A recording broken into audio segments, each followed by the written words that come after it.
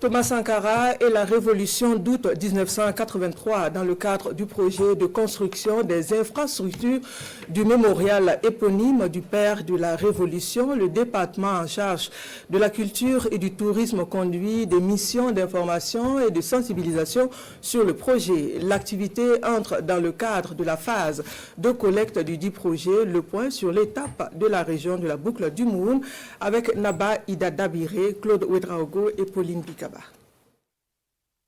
L'équipe de la mission de collecte d'archives et d'artefacts du père de la Révolution est en visite dans la cité de Bankui.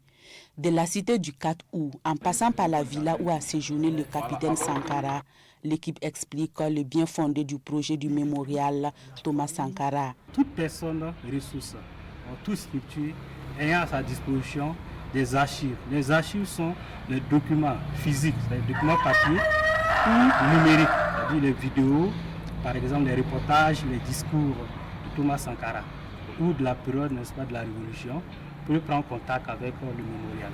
Photo du capitaine Sankara en main, Cheikh Tidiane Ouedraogo, ancien CDR, comité de défense de la Révolution, retient de lui un patriote, un modèle dont il faut s'inspirer. Si tous les Burkinabés pouvaient faire être ce modèle de cet homme-là, c'était bien. Parce que c'était le travail. C'est un président qui travaillait. Le projet du mémorial Thomas Sankara va préserver et valoriser le patrimoine de notre pays. À ceux de Dédougou, mais à l'ensemble de tous les Burkinabés qui sont encore vivants et qu'ils ont eu à approcher Thomas Sankara. S'ils détiennent des documents, je les invite et je les supplie qu'ils n'ont qu'à verser ça à l'État. Cette campagne de collecte, débutée le 1er décembre 2024, va se poursuivre jusqu'en 2029.